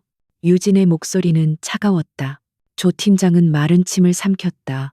그것이 이상합니다. 500억은 입찰에서 패배한 태산건설로 흘러 들어가지 않았습니다. 돈은 여러 단계의 유령 회사를 거쳐 전혀 예상치 못한 곳으로 갔습니다. 그는 모니터에 새로운 자금 흐름도를 띄웠다. 돈의 최종 목적지는 최이곤 의원의 후원의 계좌였다. 회의실의 공기가 순간 얼어붙었다.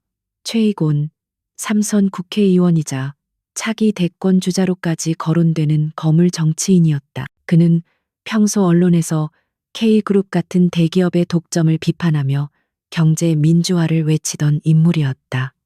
최희곤이라고요? 유진의 눈이 가늘어졌다. 네, 강태호가 JQ 건설을 이용해 K그룹의 자금을 빼돌리고 그 돈으로 최희곤 의원에게 불법 정치 자금을 상납한 것으로 보입니다. JQ 건설은 그 대가로 각종 규제에서 편의를 봐주고 관급 공사를 수주받았고요. 조 팀장의 설명이 이어졌다. 유진은 실소했다. 강태호. 그는 그저 아내에게 폭력을 휘두르는 쓰레기인 줄로만 알았다. 하지만 그는 그보다 더 거대한 썩어 빠진 부패의 사슬에 묶인 중간 고리에 불과했다.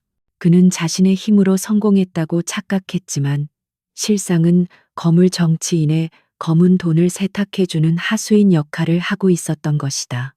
강태호는 자신이 거물 정치인과 손을 잡았다고 의기양양했겠죠. 유진이 차갑게 중얼거렸다. 자신이 K그룹의 자금을 빼돌려 그들의 배를 불려주고 있다는 사실도 모른 채 그저 그들이 던져주는 몇 개의 뼈다귀에 만족하면서 말입니다. 하지만 유진의 분석은 거기서 멈추지 않았다. 그녀의 날카로운 직감이 더 깊은 곳을 가리키고 있었다. 최희곤 의원. 그가 왜 하필 JQ 건설을 선택했을까요?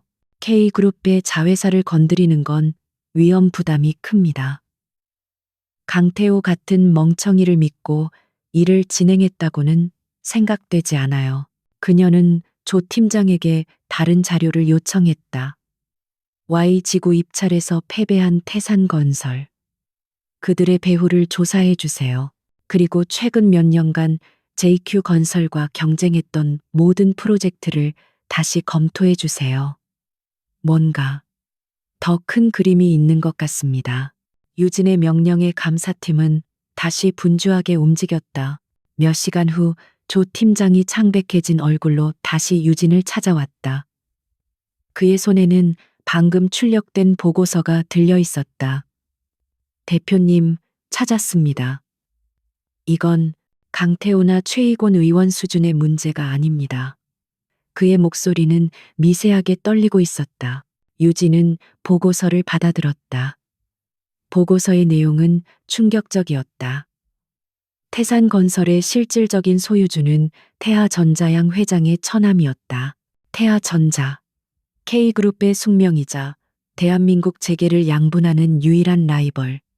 그들은 수십 년간 모든 사업 분야에서 피 튀기는 전쟁을 벌여왔다.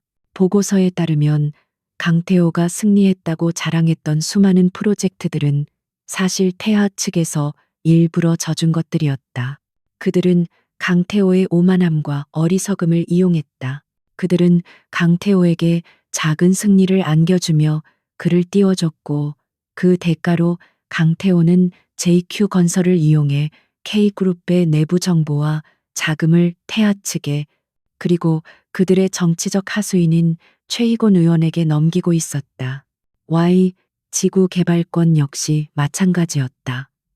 태아는 일부러 입찰에서 빠져주는 척하며 강태호가 K그룹에 돈 500억을 최희곤에게 상납하도록 유도했다. 그들은 손 하나 까딱하지 않고 K그룹에게 막대한 재정적 손실을 입히고 동시에 그들의 정치적 방패막이를 더욱 견고하게 만든 것이었다. 세상에, 유진은 주먹을 강태호는 단순한 공범이나 하수인이 아니었다. 그는 적진 한가운데서 적의 말을 칭찬하며 자신의 성문을 활짝 열어준 역사상 가장 멍청한 트로이의 목마였다. 이제 모든 조각이 맞춰졌다. 이것은 더 이상 단순한 가정폭력이나 횡령 사건이 아니었다. 이것은 K그룹의 존립을 위협하는 거대한 적, 태아전자와 부패한 정치 세력이 결탁한 추악한 기업 전쟁이었다. 그리고 그녀의 남편이었던 자는 그 전쟁의 가장 비열한 스파이 노릇을 하고 있었다. 어젯밤 그녀가 겪었던 개인적인 모욕은 이제 거대한 제국의 운명을 건 싸움의 서막에 불과했다. 유진의 눈빛이 불타올랐다. 조 팀장님, 지금 즉시 K그룹 본사 법무팀뿐만 아니라 전략기획실 흥룡팀에 전면적인 지원을 요청하세요. 흥룡팀은 아버지 한대륙 회장의 직속 부대로 K그룹의 가장 어두운 위협을 처리하는 그림자 중의 그림자였다. 이건 정리가 아닙니다. 전쟁이에요. 강태호와 박소라의 재판은 이 거대한 전쟁의 시작을 알리는 신호탄이 될 겁니다. 그녀는 자신의 사무실, 이제는 JQ 건설이 아닌 K주그룹 제국 전체를 방어하는 최전선 사령부가 된 그곳에서 보이지 않는 적들을 향해 선전포고를 했다. 대한민국 서울중앙지방법원, 법원 앞은 K그룹과 태아전자의 대리전, 그리고 거물 정치인 최희곤의 운명이 걸린 2세기의 재판을 취재하기 위해 수백 명의 기자들로 인산인해를 이루었다. 플래시가 쉴 새 없이 터졌고 방송사 헬리콥터가 상공을 맴돌았다. 이것은 더 이상 한 부부의 치정 싸움이나 단순 횡령 사건이 아니었다. 먼저 모습을 드러낸 것은 박소라였다. 몇 달간의 구치소 생활로 그녀의 화려했던 미모는 온데간데 없었다. 화장기 없는 얼굴은 푸석했고 수갑을 찬 손목은 앙상했다. 그녀는 카메라를 향해 억울해요.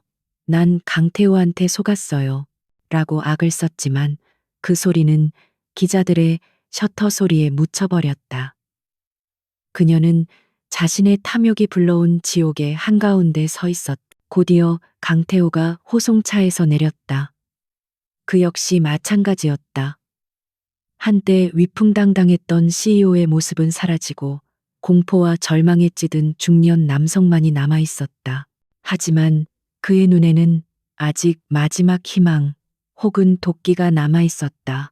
그는 최희곤 의원이 그리고 태아전자가 자신을 이대로 버리지 않을 것이라 굳게 믿고 있었다. 자신은 그들의 비밀을 쥐고 있는 핵심 인물이라고 착각했다. 그리고 법원, 정문, 모든 소음의 중심을 가르며 한 대의 검은색 세단이 멈춰 섰다. 문이 열리고 한유진이 내렸다. 그녀는 검은색이 아닌 순백의 파워슈트를 입고 있었다. 그것은 그녀의 결백함과 동시에 적들에 대한 완벽한 선전포고를 상징했다. 그녀의 짧은 머리는 한치의 흐트러짐도 없었고 그녀의 눈빛은 법원 건물 전체를 압도할 만큼 차갑고 단단했다. 그녀의 뒤를 K그룹의 어벤져스라 불리는 법무팀과 흑룡단이 따랐다. 그녀는 피해자처럼 고개를 숙이거나 서두르지 않았다. 그녀는 마치 개선 장군처럼 그 모든 카메라 세례를 정면으로 받으며 당당하게 법원 계단을 올랐다. 그녀가 지나가는 길, 기자들은 감히 그녀에게 질문조차 던지지 못하고 숨을 죽였다. 재판이 시작되었다. 법정은 숨막히는 긴장감으로 가득 찼다. 검찰 측 사실상 K그룹이 수집한 증거로 무장하는 어젯밤 파티의 영상을 첫 번째 증거로 제출했다. 피고인 강태호는 수백 명의 하객이 보는 앞에서 피해자 한유진의 머리카락을 가위로 자르고 드레스를 찢는 등 인간으로서 상상할 수 없는 모욕과 폭력을 행사했습니다. 거대한 스크린에 그날 밤에 영상이 재생되었다. 강태호의 광기 어린 고함, 가위가 머리카락을 자르는 서걱 소리, 드레스가 찢어지는 차악 소리가 법정 전체에 울려 퍼졌다. 방청석에서 경악의 탄식이 터져나왔다. 강태호는 고개를 숙인 채 차마 화면을 보지 못했다. 한유진은 그 화면을 마치 남의 일을 보는 듯 무표정하게 응시했다. 두 번째, 박소라의 횡령 혐의. 수십 개의 차명 계좌, 백화점 VVIP 내역, 강태호의 법인카드로 결제된 수억 원대의 명품 내역이 낱낱이 공개되었다. 박소라는 그제야 현실을 깨달은 듯 오열하기 시작했다. 아니에요, 사장님이. 강태호 사장님이 시킨 거예요. 저는 그냥 사랑해서. 그녀의 비참한 변명은 재판장의 분노만 샀다.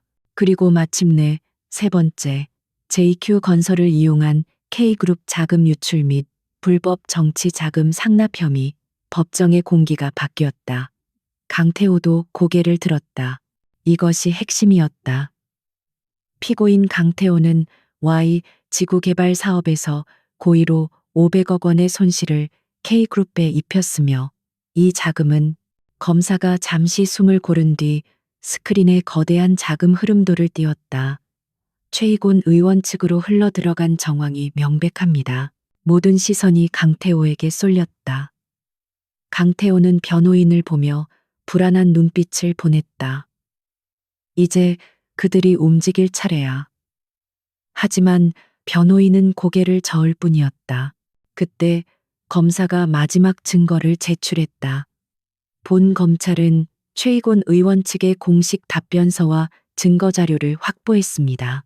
스크린에 녹취록 하나가 떴다. 그것은 최이곤 의원과 강태호의 통화 녹음이었다. 하지만 내용은 강태호가 예상했던 공모가 아니었다. 최 의원, 강 사장. 당신이 멋대로 내 이름을 팔아서 투자금을 모았다고? 나는 당신에게 그런 부탁한 적 없네. 이건 전부 강 사장 당신의 단독 범행이야. 강태호, 의원님, 무슨 말씀이십니까? Y, 지구건은 최 의원, 끊어. 강태호의 뇌가 정지했다. 배신, 완벽한 배신이었다. 최이곤은 그를 꼬리로 자르고 도망친 것이었다. K그룹과 한유진이 자신뿐만 아니라 최이곤까지 압박할 수 있는 더 큰 증거, 아마도 태아전자와의 커넥션을 쥐고 있었고 최이곤은 살아남기 위해 강태호를 제물로 바친 것이었다. 안 돼. 강태호의 입에서 신음이 터져 나왔다. 그는 그제야 한유진의 진짜 무서움을 깨달았다. 그녀는 그를 법정에 세운 것이 아니었다. 그녀는 그가 의지하던 모든 동아줄, 그의 오만함의 근원이었던 정치적 배경까지 모조리 끊어버리고 그를 완벽한 지옥으로 추락시킨 것이었다. 판결은 신속하고 무자비했다.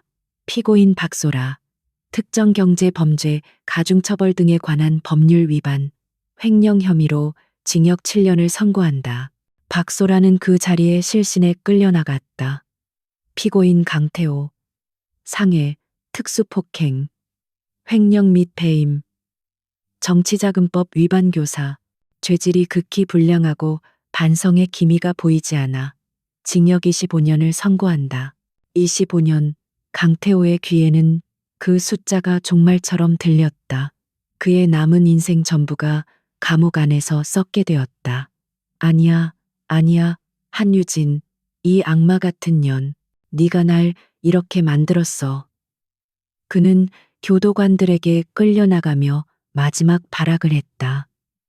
그는 유진을 향해 달려들려 했지만 흥룡단 대원들이 즉시 그를 제압했다.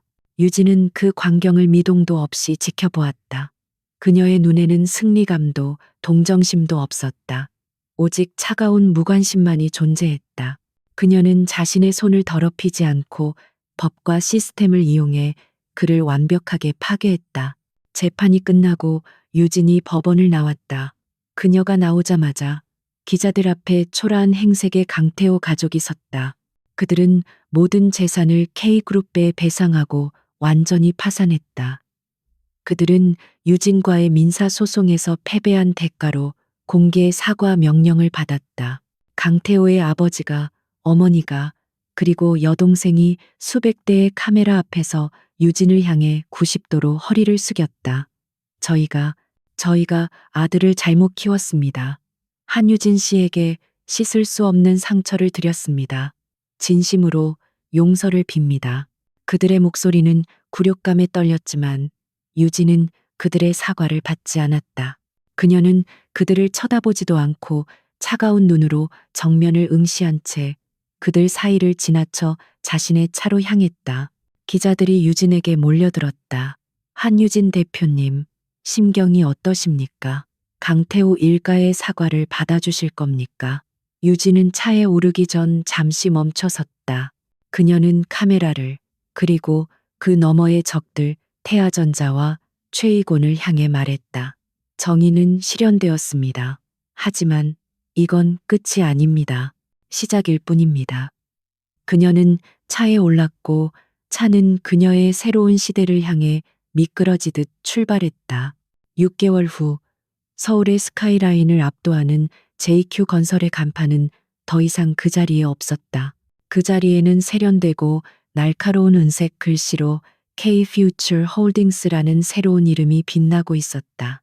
건물 로비는 더 이상 공포와 아첨이 아닌 활기차고 전문적인 에너지로 넘쳐 흘렀다. 직원들의 얼굴에는 과거의 불안감 대신 미래에 대한 확신과 자부심이 서려 있었다. 최상층, 한때 강태호의 저속한 취향으로 가득 찼던 CEO 사무실은 완전히 다른 공간이 되어 있었다. 불필요한 장식과 과시적인 가구는 사라졌다. 그 자리에는 효율적인 동선과 지적인 세련미가 돋보이는 미니멀한 인테리어가 자리 잡았다. 거대한 통유리 창만이 유일한 장식처럼 서울의 전경을 방 안 가득 담아내고 있었다. 그 책상의 주인 한유진은 태블릿 PC에 복잡한 데이터를 검토하고 있었다. 그녀의 픽시컷 헤어스타일은 이제 그녀의 트레이드마크가 되었다. 그녀는 날카로운 안경 너머로 재무제표를 훑어보며 화상회의 시스템을 통해 해외 지사장에게 명료하고 단호한 지시를 내리고 있었다. 그녀는 더 이상 누군가의 아내도 누군가의 딸도 아니었다. 그녀는 K-Future 홀딩스의 회장 한유진이었다. 지난 6개월은 문자 그대로 전쟁이었다. 강태호와 박소라를 법의 심판대에 세운 것은 시작에 불과했다. 그녀가 마주해야 했던 것은 강태호가 남긴 썩은 뿌리와 그를 조종했던 보이지 않는 손, 태아전자의 잔당들이었다. 그녀는 회사의 모든 시스템을 해체하고 재조립했다. 그녀는 단순히 강태호의 부역자들을 처벌하는데 그치지 않았다. 그녀는 그들의 그늘에 가려져 있던 유능한 인재들을 발굴해냈다. 학연, 지연, 그리고 아첨으로 가득 찼던 인사 시스템은 오직 실력과 성과에 기반한 투명한 시스템으로 대체되었다. 그녀는 강태호가 버려놓은 부실한 프로젝트들을 과감히 정리했고 K그룹의 지원이 아닌 JQ 건설이 가진 본연의 기술력을 바탕으로 새로운 사업을 추진했다. 그녀는 아버지 한대륙의 도움을 최소한으로 받았다. 이것은 그녀 자신의 싸움이었기 때문이었다. 그녀는 흑룡단이나 K그룹의 막대한 자본이 아니라 그녀가 평생 받아온 후계자 교육, 그녀의 날카로운 분석력, 그리고 수년간 강태호의 곁에서 모든 것을 지켜보며 쌓아온 데이터로 승부했다. 물론 태아전자의 반격도 만만치 않았다. 그들은 강태호라는 멍청한 말을 잃고 최이곤이라는 정치적 방패막이마저 잃게 되자 음지에서 K퓨처 홀딩스를 공격하기 시작했다. 자금줄을 막으려 했고 핵심 인력을 빼내려 했으며 악의적인 루머를 퍼뜨렸다. 하지만 유진은 그들의 모든 수를 한 발 앞서 읽고 있었다. 그녀는 태아전자의 공격을 역이용했다. 그들이 핵심 인력을 빼내려 할 때 그녀는 오히려 업계 최고의 인재들을 2배의 조건으로 스카우트했다. 그들이 자금줄을 막으려 할 때 그녀는 KG그룹의 이름이 아닌 자신이 재설계한 회사의 미래 가치를 내세워 해외 투자 유치에 성공했다. 그녀는 적의 공격을 자신의 성장을 위한 발판으로 삼았다. 그녀는 창가에 서서 뜨거운 아메리카노를 한 모금 마셨다. 유리창에 비친 자신의 모습이 보였다.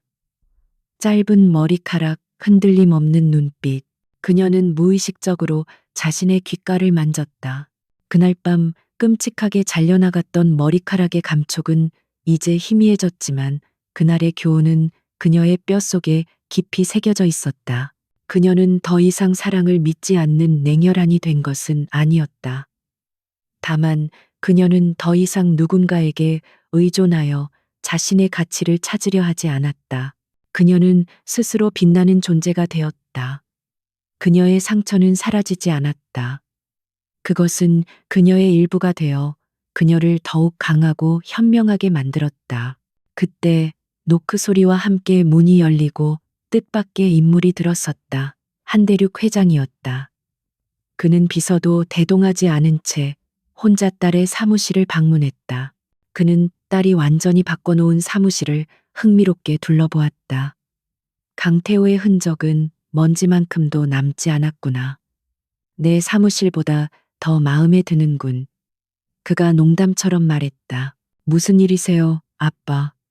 보고서라면 어제 이메일로 보내드렸을 텐데요. 유진이 미소를 지으며 대답했다. 그들의 관계는 변해 있었다.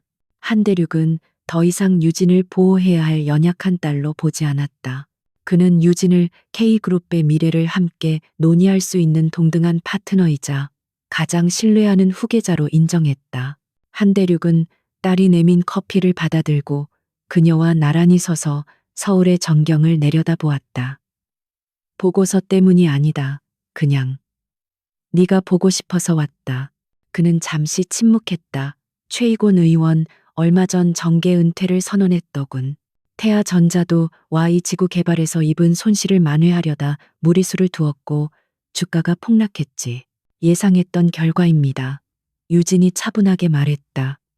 태아는 강태호라는 하수인 하나를 잃은 것이 아니라 K그룹을 공격할 가장 효율적인 루트를 잃은 거니까요. 그리고 최이곤은 더 이상 이용 가치가 없어졌으니 버려진 거겠죠. 네가 해냈다. 한대륙이 낮게 말했다. 그의 목소리에는 깊은 자부심이 담겨 있었다. 나는 그들을 부술 생각만 했지만 너는 그들이 남긴 잿더미 위에서 새로운 성을 쌓아 올렸어. 너는 복수를 한 것이 아니라 재창조를 해낸 거다. 그게 너와 나의 차이점이자 네가 나보다 뛰어난 점이다.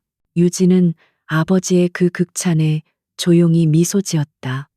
저는 그저 제 것을 되찾고 제자리에 돌려놓았을 뿐이에요.